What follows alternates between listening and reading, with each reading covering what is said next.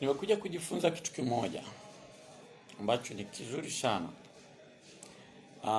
Kwa nini Biblia imesema kwamba sisi wanaume tukae na wake zetu kwa akili?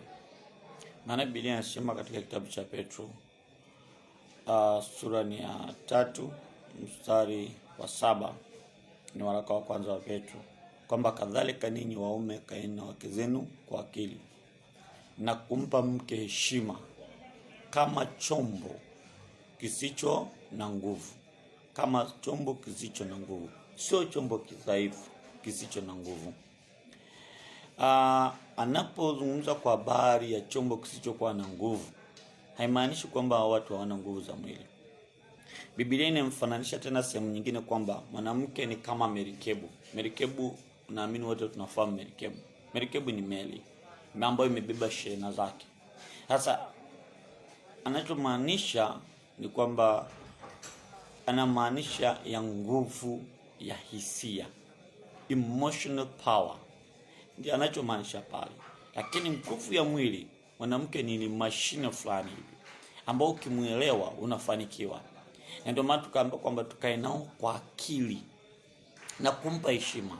Kuna heshima, usimchukulie tu poa poa, mpe heshima anayostahili. Na ukimpa heshima anayostahili, Mungu atakubariki na utafanikiwa. Mwanamke ni mashine ambaye ukielewa, kama nilivyosema, utafanikiwa sana. Kama nilivyosema ya kwamba Biblia inamfananisha na merikebu. Merikebu ni mashua ama meli kubwa ambayo imebeba shehena. Kwa hiyo usimchukulie poa kwamba huyu ni hana nguvu. Hapana, nguvu zake zinazungumzwa kwamba mara nyingi tunaangalia udhaifu au kama chombo kidhaifu, hasa kwenye emotions, kwenye hisia.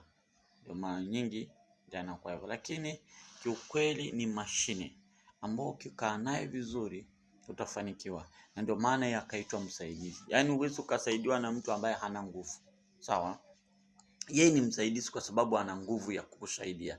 Yaani huwezi kumkuta mtu ameanguka afu ukashindwa kumsaidia ukiwa na nguvu. Ila kama una nguvu utashindwa. Kwa hiyo mchukulie mke wako katika namna hiyo na utaona mafanikio. Ila ukishindwa kuchukulia hivyo kama ni mdhaifu, hakika hautofanikiwa.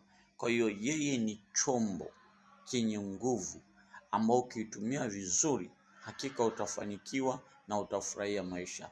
Mungu akubariki sana. Karibu sana.